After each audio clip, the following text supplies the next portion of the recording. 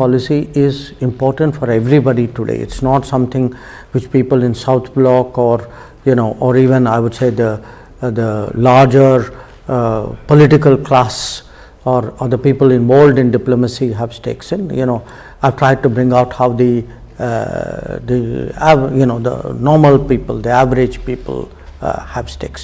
But some of it is also because what has been happening in the world. I mean, if you look at the last 5 years, I mean, we've had COVID, we've had Afghanistan, the Taliban takeover, we've had problems on our border with China, we've but had... in the book you don't just mention it as okay, we've had these problems. I like how it becomes relevant to me as a layperson when you talk about Vande Bharat, and how I as a layperson would be connected to foreign policy because of Vande Bharat, or the evacuation of people, the Ganga, Operation Ganga. Then you talk about several things, the COVID diplomacy. So it makes it relatable when it comes to... No, absolutely, because what I've tried to do is to say, okay, look, here is a big picture, and here is what people would normally say, very complex diplomacy. Okay, there's a MEA and a foreign service and a minister who handle, and a government which handles all of this. I have tried to show, yes, we may be doing all that, but every one of these somewhere impacts your life. That if we take a stand, let us say, on the Russia-Ukraine conflict, we have done so because we are shielding the Indian consumer from unreasonable increases in the petrol price at the pump. Or if there is a COVID challenge, we have mounted this massive mission, Vande Bharat, which actually brings back 7 million people. Yeah, like as a mother who has a son or a daughter stuck in Ukraine, would have thought that foreign policy doesn't really matter to me till that happened. No, and again the point I make is, look, these are no longer going to be one-off situations. That there's Ukraine, there is recently Operation Ajay in Israel, there's Operation Kaveri in Sudan. That because Indians are working abroad, because Indians are studying abroad, because you and I and hundreds, if not millions of families are also traveling abroad.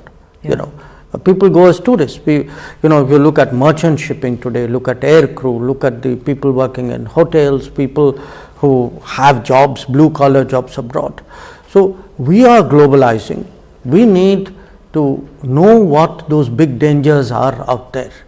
And in a sense, that's why a lot of the, I would say, the examples and the metaphors I've used.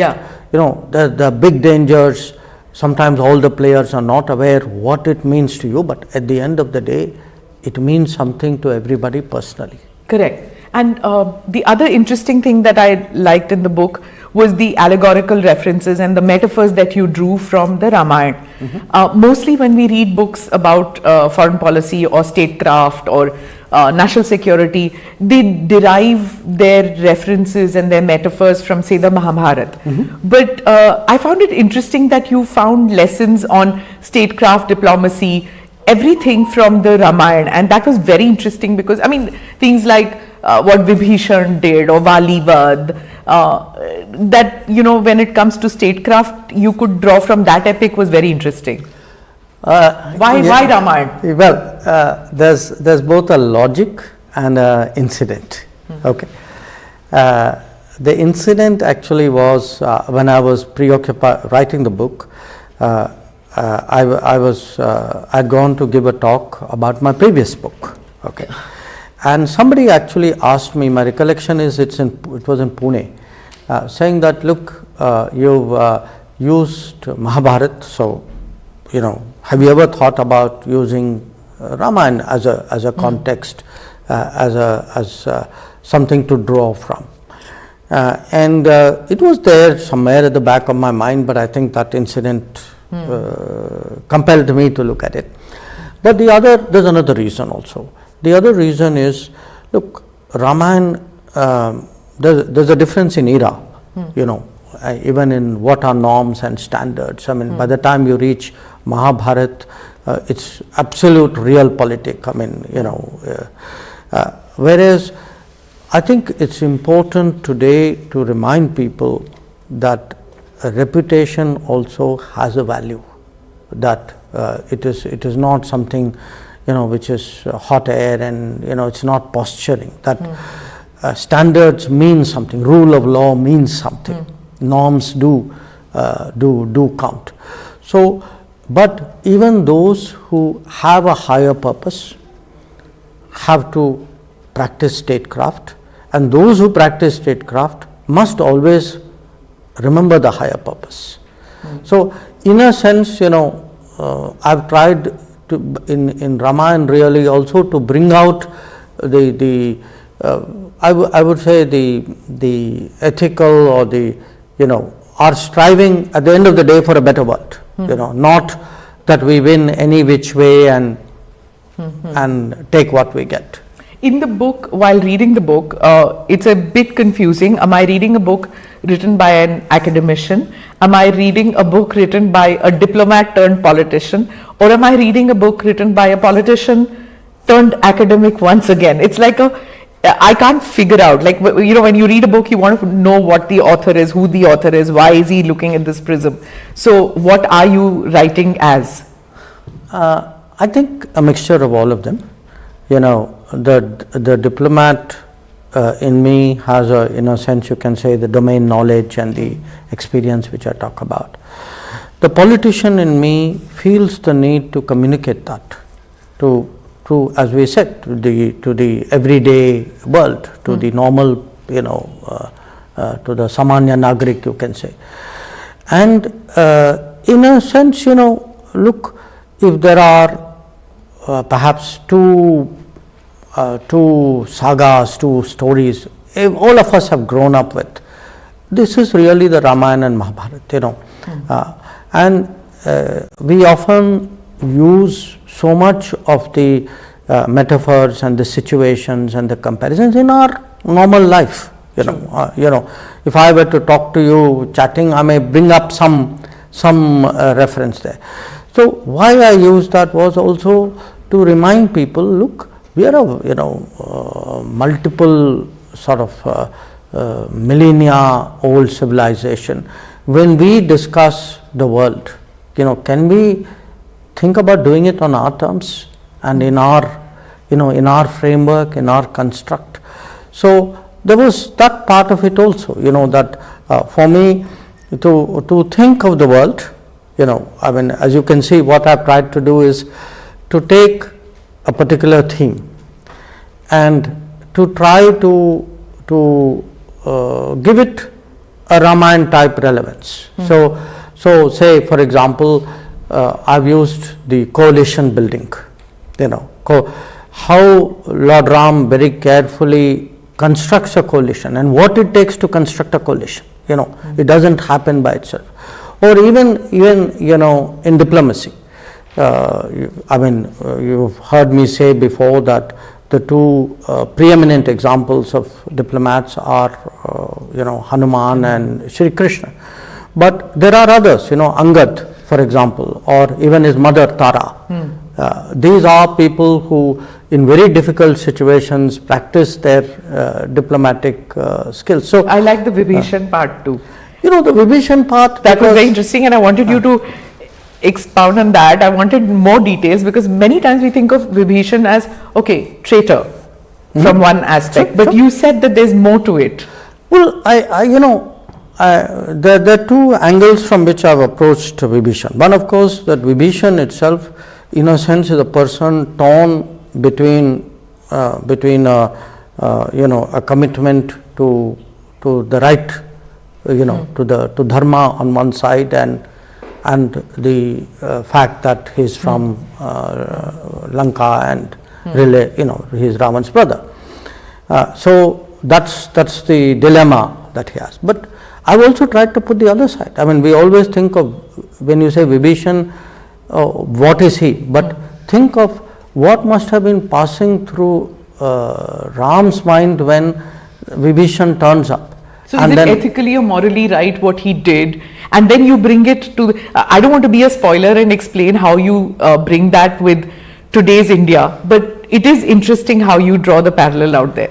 One is the ethical, moral, but there's also this. There's a question. Is Lord Rama? Isn't he being smart? Yeah. That he is actually judged him well, partly because of Hanuman. Hanuman has given him the inputs.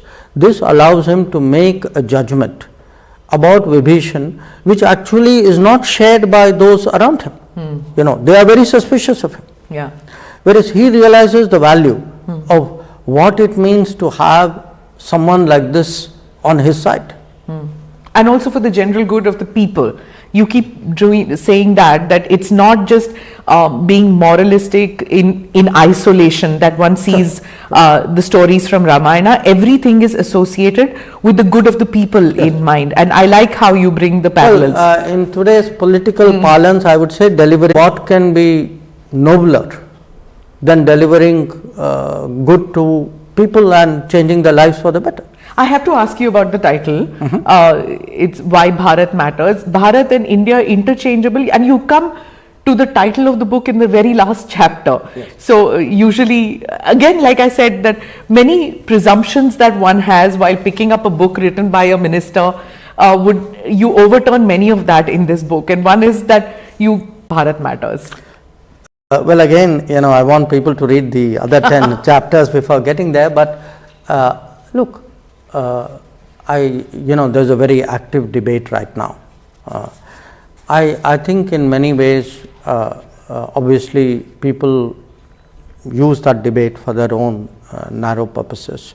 The fact is, to me, the term Bharat has a certain, not just a cultural, civilizational connotation, but also one of a certain confidence and identity and and on what terms how you perceive yourself, and because that is my business, what are the terms you're offering to the world. So I don't, this is not to me something which is a narrow political debate, or I would even say in that sense a historical cultural debate. It is a mindset, and the point I make is that if we are actually preparing seriously for the Amrit Kal, next 25 years, if we are talking of a Viksit Bharat, a developed Bharat, that can only happen if you are an Atmanirbhar Bharat. In 2024, we complete 10 years of Prime Minister Modi being in office.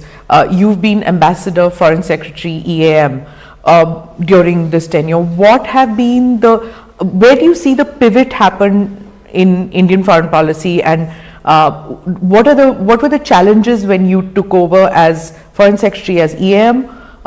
What are the goals and that were given to you when you took? Again, I have tried to bring that out in the book in an account of what I have put as a decade of transformation. But you've not talked about it personally. That's what, it's not a memoir. No, it's not a memoir. Yeah, it's not a memoir. I mean, you can't write a memoir when you are still holding a job, I have tried, I've tried to be very objective about it. In a way, I'm a participant, but I'm also a person trying to deliberately take myself out and look at it. Several prisms going on there.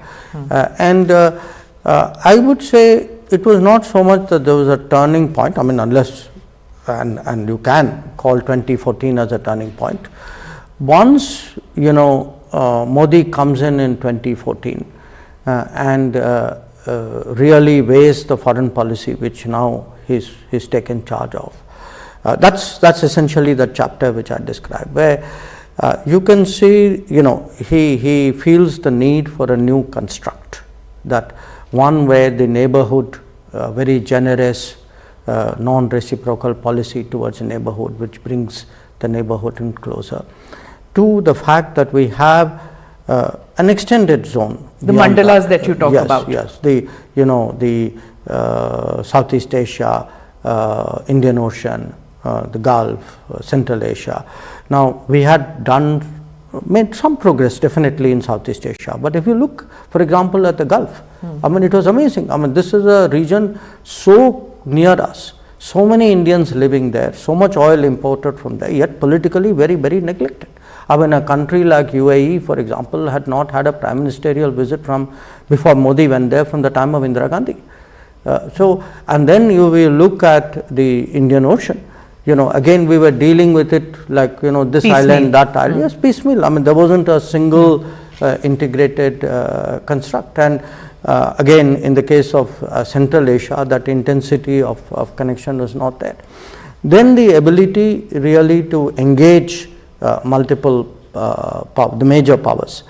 Engage not in the sense of, oh, keep us out of your problems, because that's a kind of like, I don't want to get caught in the big debates of the day. That's not what we are saying. We are saying, yes, we have stakes in the big debates of the day. I will take my call, but there's no exclusivity in any of my relationships. I reserve the right to deal with each one of you as per my national interest. And also preparing for a larger footprint, global footprint.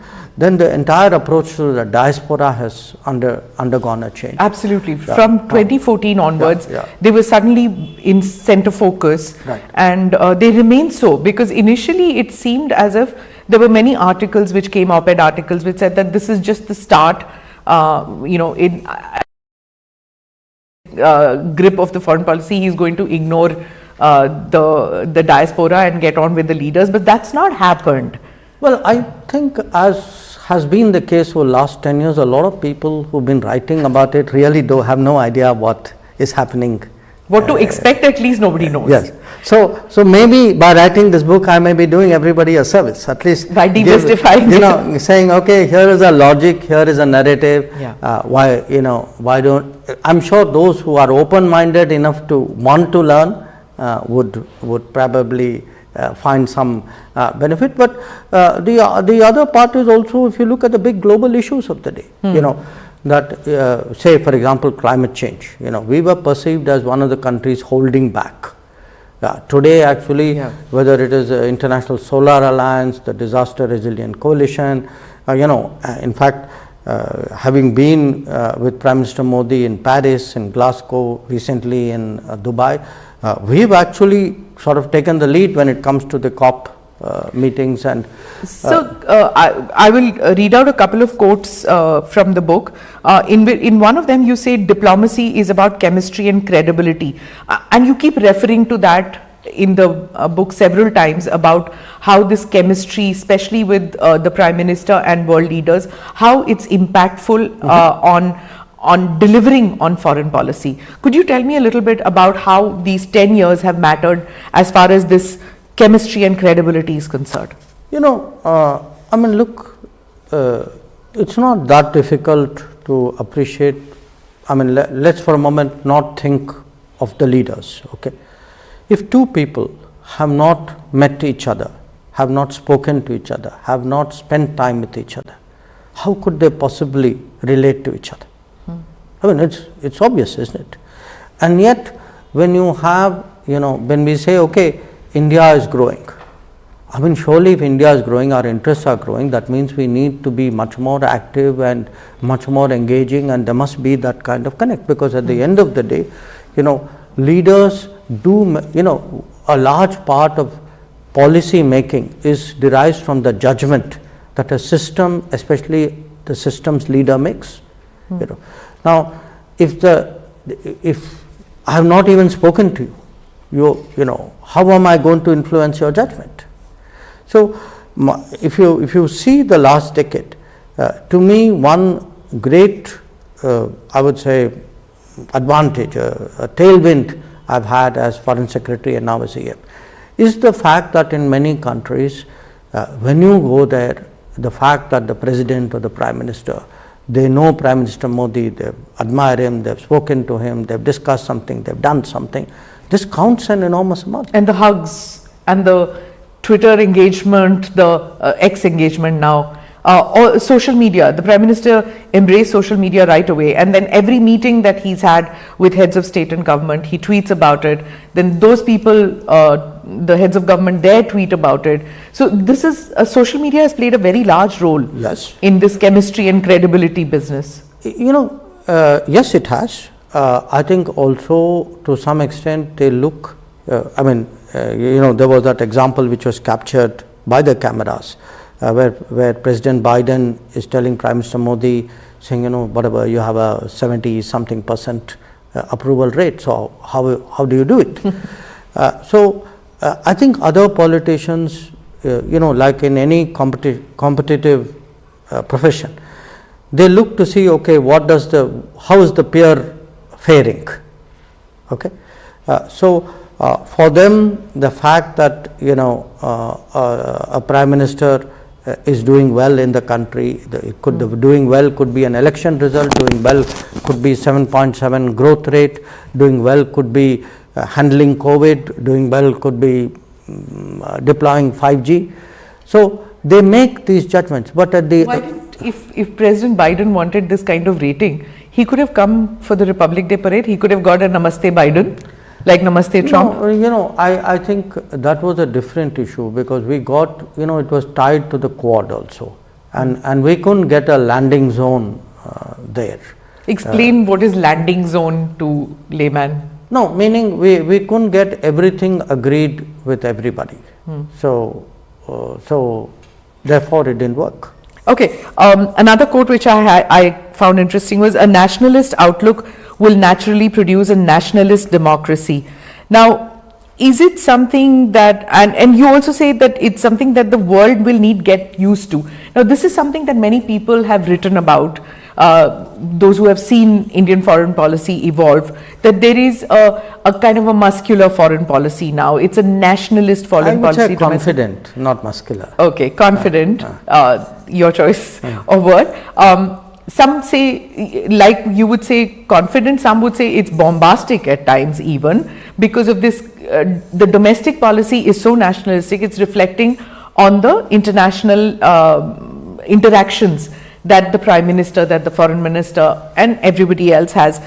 Have we made more friends? Have we become a Vishwamitra, or are we imposing our view on the various mandalas that you talked about, which is our neighborhood and then the East Asia area? No, I don't think we are imposing our view, because at the end of the day in foreign relations, beyond a point, you can't impose your view unless, you are such a big power with such a huge margin of strength that you can, and that is not the case. I would certainly say today that if you look at the 200 odd countries, okay, if you say where is India today in their consciousness, in their awareness, I would say in the last 10 years we are very much deeper and stronger in that regard. If you say how many of them feel something has happened in India which is relevant to them, I would again say the answer is yes, those numbers have grown. We are seen as more relevant, we are more visible, we are seen as influencing many more outcomes. So, if you look at it today, many more leaders want to come to India. One of my big challenges as a foreign minister is really to explain why Prime Minister cannot visit every country in the world every year, because everybody apparently wants him to come. I'm going to go into the trouble areas. So, when we talk about no, this is not a trouble area. This is when you have high demand. It's in a way a welcome problem. You have many wanting to come here. Many wanting to come. Many of them who want him to go out. So, I would certainly say today, look, when we say Vishwamitra, just look. I give you the example. Vishwamitra feels nice. Vishwaguru seems threatening to many. I've used the word Vishwamitra, and to me, if you want to, one example of that is the G20. That at the G20, look, go back and look at it. 24 hours, not even 12 hours before the G20 declaration was finalized, there were people publicly predicting that we will fail. Okay, now I know some part of it was politically driven, put that aside. But the general expectation was, relations today are so polarized on the Ukraine issue.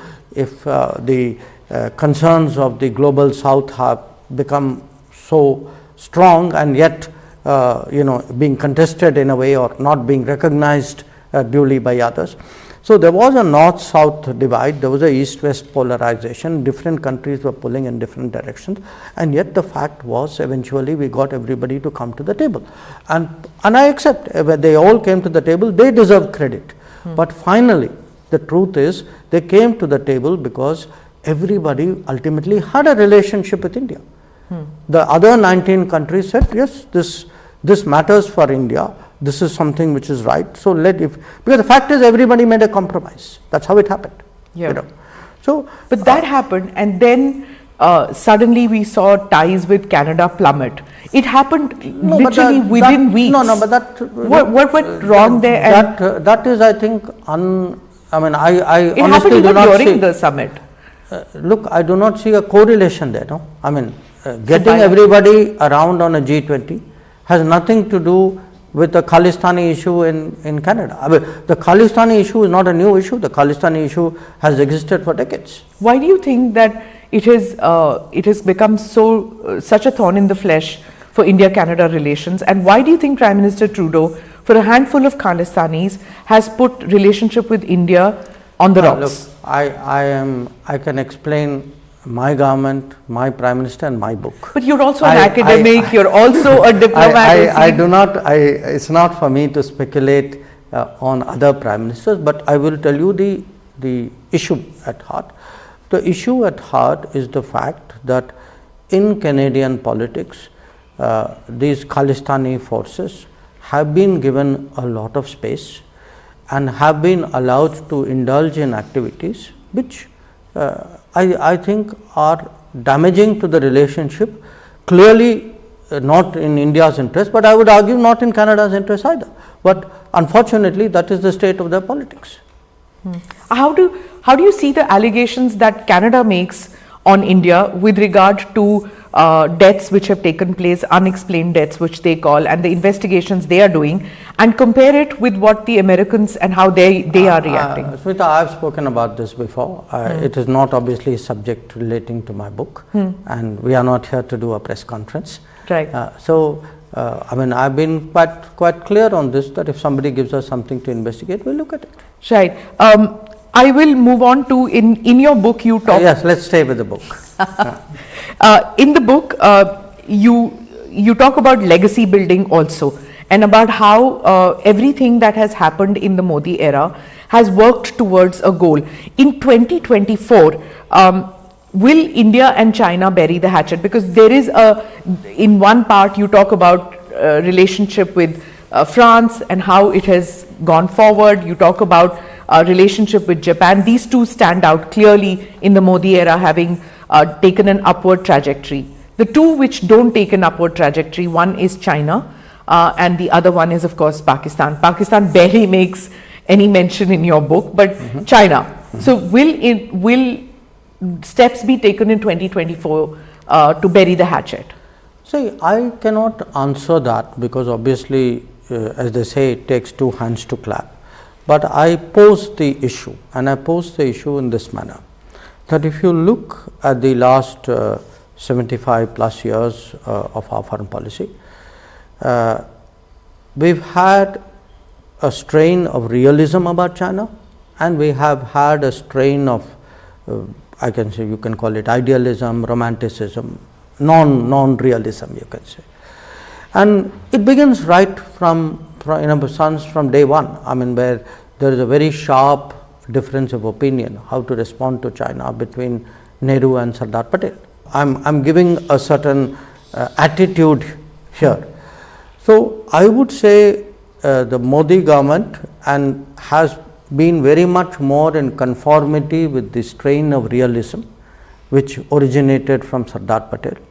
And you mentioned the romanticism of the Nehruvian era. Yes. Now, and then you talk about the realism. And I've given some examples. I mean, where you know, even when it came, for example, to the UN Security Council seat. Now, again, it's not my case that we should have necessarily taken the seat. That's a different debate. But to say that, you know, we should first let China, you know, China's interests should come first. You know, that's a very it's a very peculiar statement to make.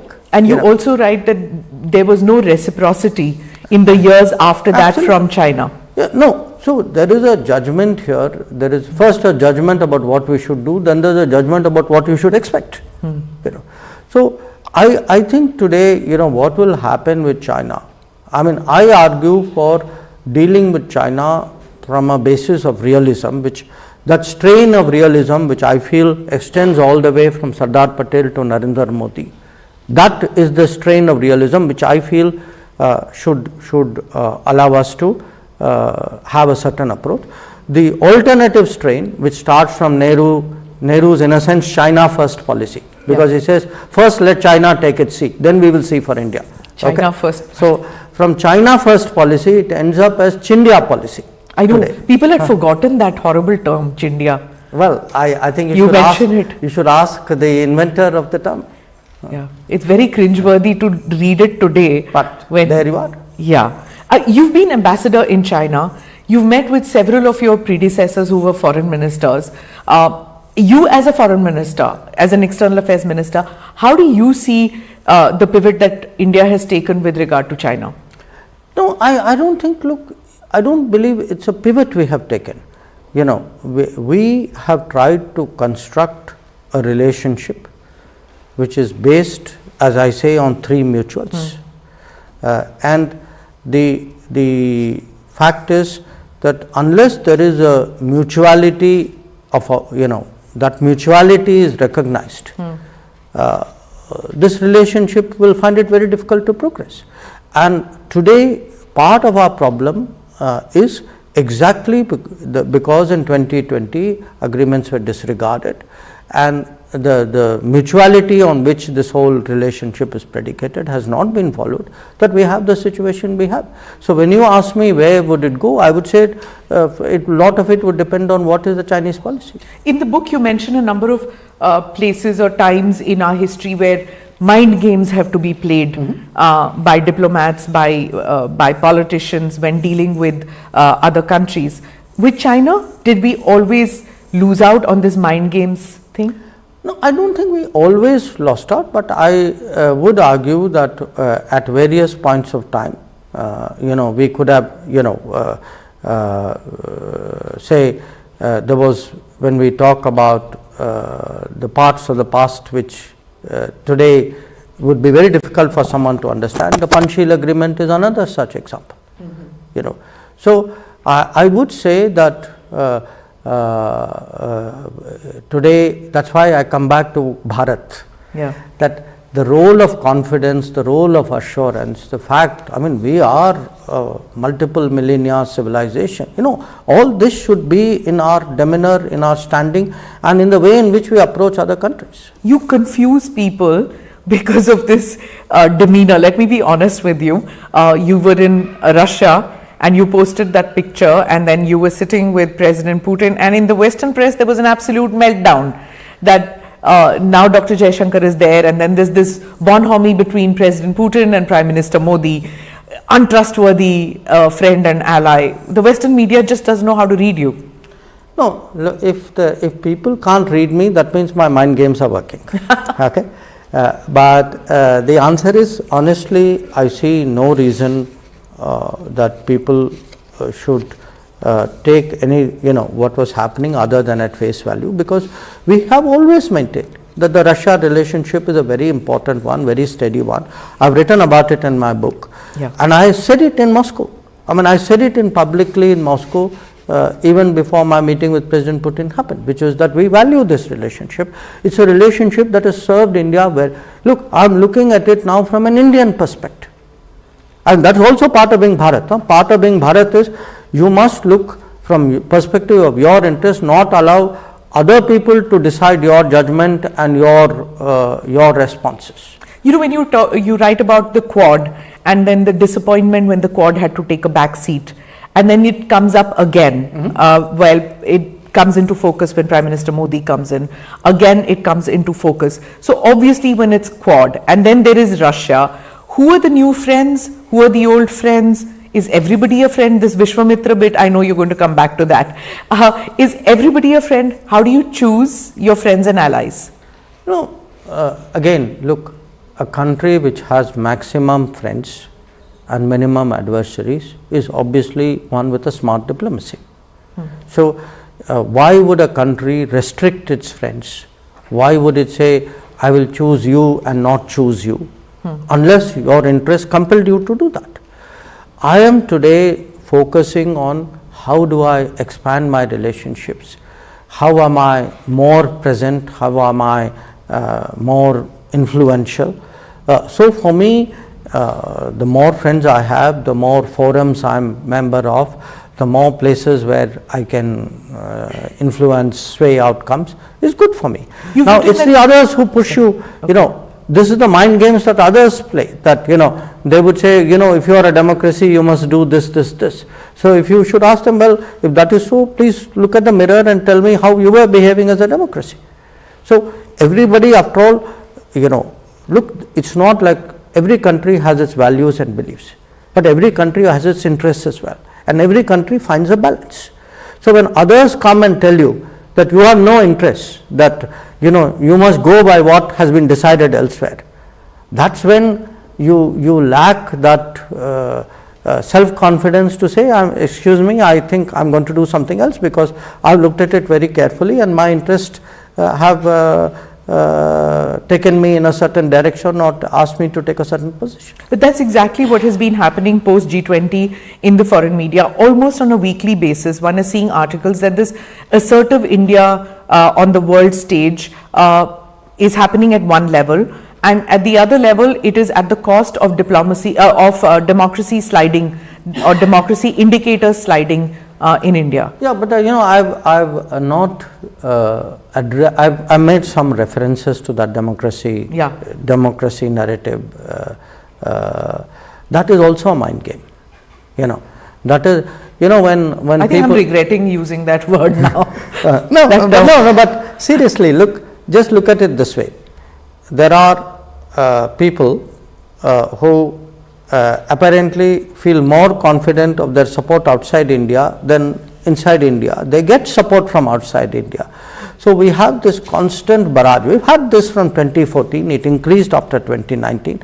I am sure it will become very shrill as we lead up to the summer of 2024, who will constantly come at you and, you know, say, you know, you are less of a democracy, you are, I mean, they will pick what they believe are flaws or failings that we have. Again, we must have the confidence to judge it. I am not saying we are perfect.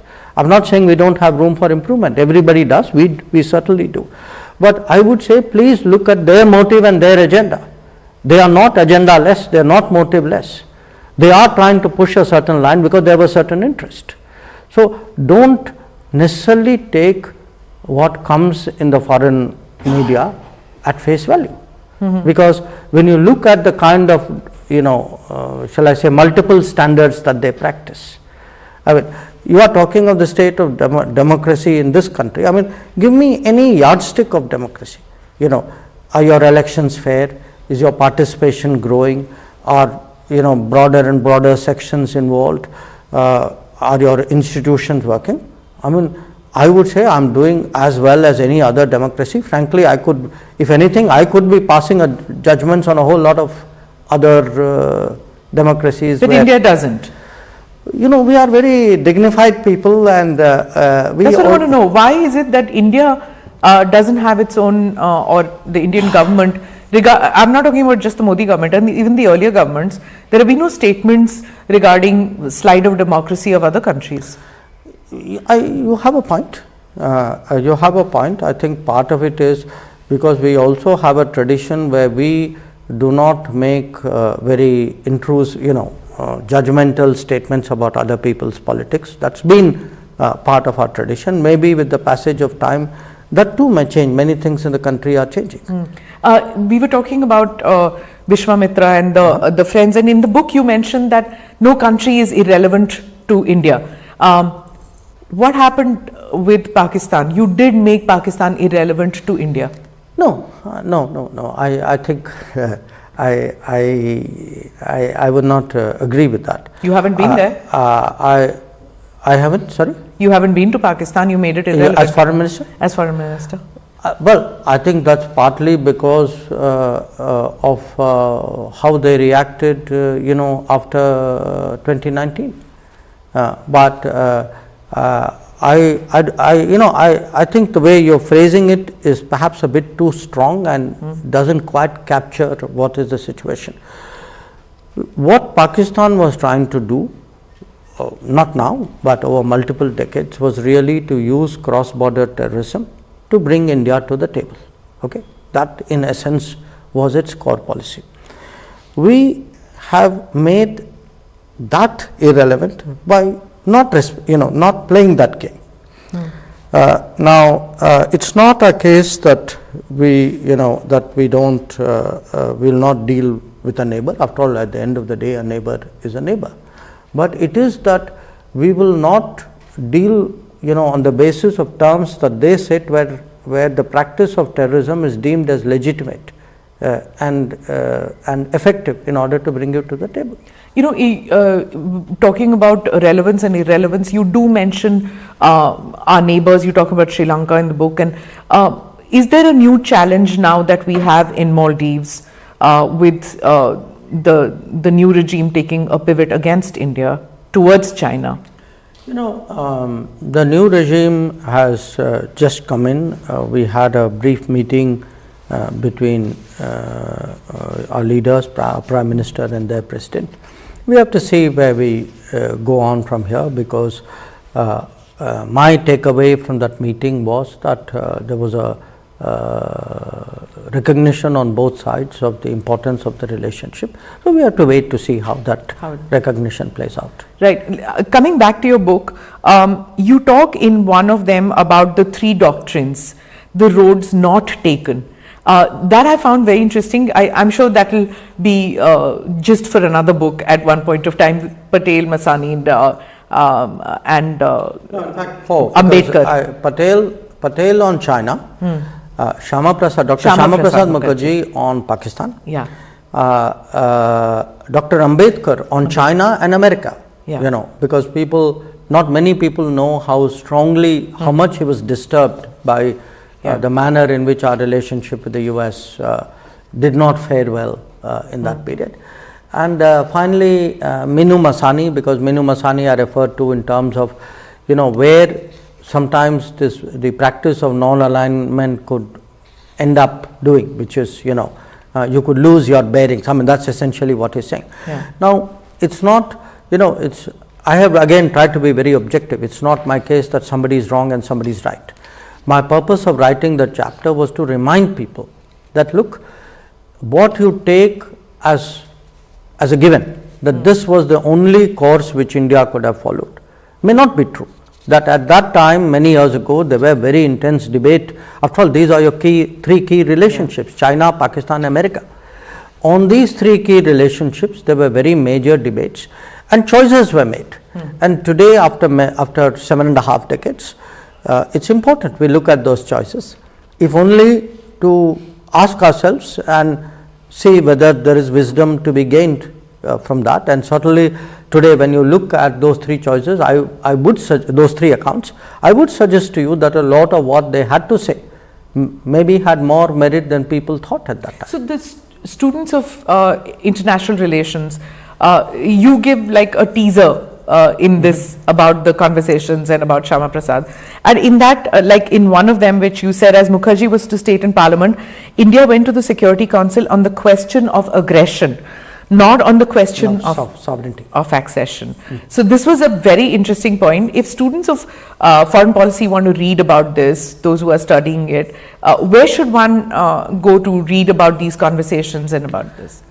Nehru Memorial Library? No, I mean, now Prime Minister Sangrahalaya. Now you get so much, on the net. I mean, in fact, even in YouTube, a lot of this historical material is played out. I would say it is important for people to revisit. And again, look, I'm genuinely not being partisan about it. I'm not. There would be decisions taken in the 50s and 60s which would have been very sound, and today we were confronted with the same situation, we may take that call again. Were you too trusting in that era? Are we more hard-nosed now? I think I don't know if it is trusting. I've kind of addressed that issue. I think there was an ideological bent of mind which in fact trusted some and distrusted others. So it wasn't just that you trusted everybody, there were also antipathies vis-a-vis certain powers. Yeah, correct. And the US was one of them. Yes, this is the pivot that I was talking about, the number of pivots that India has taken. Another quote that which I picked up was, economic crisis ended up being a strategic correction. What, if you could expand on that, and how many times did that happen in the past 10 years when Modi has been Prime Minister? You see, my recollection is I refer here to how we reached out to the ASEAN, and then how that became a policy beyond that, and today in a way all of that has led to the Indo-Pacific. So if you remember, at that time we had a balance of payments crisis, 91-92. From that the decision was made to liberalize the economy, undertake reforms, and look for different, more partners, different partners, and that quest in many ways took us to ASEAN, and the relationship in that 1990s grew very, very strongly.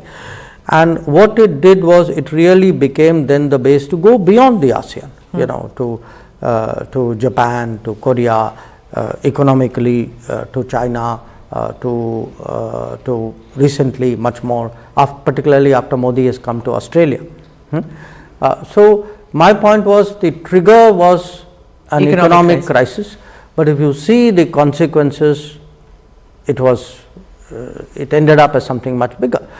Now, in the big changes during the Modi period, the last 10 years, I would not say that they were necessarily economic crisis which triggered. For example, he has completely transformed our relationship with the Gulf. If you look today at the quality of our relationship, the visits we have, the different facets of the relationship. Now, there was no crisis which was driving it. It was driven because he had a policy, he had a certain understanding of why this region was important, and he took the initiative. And the strategic correction with Israel also? No, Israel. If you were to expand that, no, West Asia I think Israel was a much longer debate in our country. I have referred to it very, barely actually in the book. Yeah, because mine is a general description, it's not an in-depth. But Israel was also connected very much with our domestic politics, that there were very conscious judgments which were made, when that for political reasons in India, we will not really establish a full ambassadorial relationship with Israel, and will keep a distance. And the fact is, after all, ask yourself, from 1948, it was only 2017 that the first Prime Minister's visit from India took place to Israel. I mean, surely there's a reason. And that reason is a political reason. Many times it's said that domestic policy has influenced the Modi government's foreign policy. But by reading this book, influenced every government's foreign policy. Exactly. It was not less in the earlier era, including in the Nehru era. Yeah. So that's what I wanted to come to. That can you give us one or two instances where you feel, one you've just told us about, and because you've worked with the Indira Gandhi government, the Rajiv Gandhi government, and subsequently Dr. Manmohan Singh and the others, did you find that this domestic policy influencing foreign policy is something which is a continuous strain, or was it enhanced more during the Modi era? I would say it's a mix. There are certain interests and certain I would say preferences which you can say come more from a broad national thinking, which are less less susceptible to change. Governments come and governments go, but they don't change that much. But there will be some where they reflect very much the viewpoint of the political regime in power. And not necessarily the political party, but it could be the political party, it could be the regime, it could be an individual, it could be a group. Okay. I give you examples. To me, the improvement in relations with Israel very clearly reflects the fact that the BJP is in power. I don't think that the changes we have seen in the last 10 years, would have happened if some other party was in power other than the BJP. That's one example. At the same time, I would say the attitude we took towards China in the 1950s, the manner in which we supported them on a range of issues, and I've referred to that in Roads Not Taken, and also in the China chapter. It would not have happened had the Congress party not been in power and had Prime Minister Nehru not been the foreign minister and the Prime Minister. I think it was very much his personal proclivity.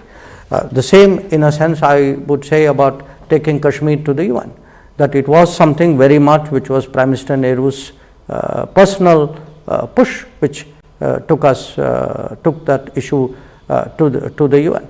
So again, Pakistan policy in the Roads Not Taken, one of the reasons I've used Dr. Shyama Prasad Mukherjee as a counterfoil is that at that time there was someone like him who was cautioning the government, saying, look, you are entering this Nehru-Liaquat pact where they have no intention of honoring what was happening. It was not something we realized decades later. As you are signing the pact, a minister of the cabinet is telling you, saying, look, don't do this. And Ambedkar on the Nation First, which you talk about in the book also. So I would say, I think there is a lot, as I said, there's a lot that is national, but there is a lot that is political.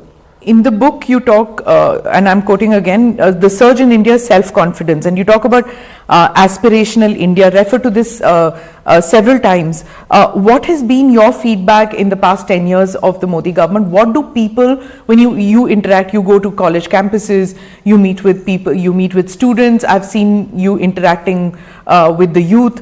What do they expect of you as a foreign minister? I think that's a good note to conclude our talk. I would say that, I find today young people really very interested in the world. Okay. Having, developed that interest, they want to talk to people who can explain it to them in not very complicated, not in jargon, not with too many complications.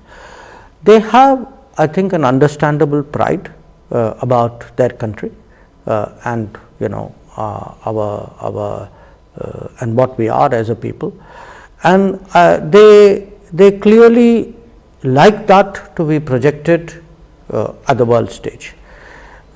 They, I think, respond favorably if they feel that people are trying to push us around and you will not be pushed around. I think they take that well. I don't think, it's not their expectation that we will be hyper, but they like the fact if you stand your ground. So to me, actually, in many ways, these interactions, of which I've done a lot in the last 5 years, they have been for me a very interesting sort of motivator, because it's like, you're getting, it's like a focus group. You're getting audience response even when you are penning your thoughts. And they in many ways are the people for whom I am writing this book. That I am trying to capture those multiple conversations I've had with different people, a lot of it very spontaneous, very natural. People come up to you on a plane, an airport, in a public place. What do they say to you? Sir, aap ye kijiye, sir, aap wo kijiye. Do they do that? Not quite, but they I mean, depending on the setting, they kind of express support, or they no, and there is some of what you say, which is, wish humko ye karna chahiye, that there is some of that. Yeah. So while reading the book, I was trying to get hints, and I'm sure many will ask you this. Are you really going to take the plunge in 2024 and contest the Lok Sabha elections? That's a pass. I've answered all your other questions. So thank you so much, sir, for explaining, and success to this book from us. Thank you. Thank you.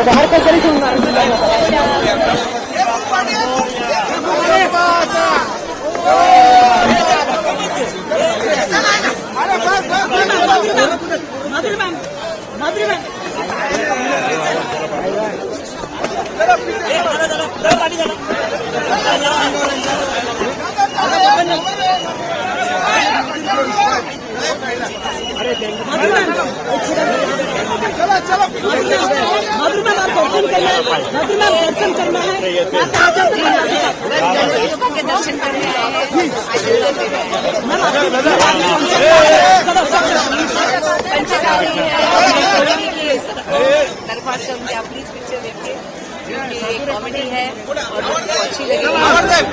Subtitles भी हैं जिनको मराठी नहीं आता उनके लिए subtitles भी। राम लला का भाई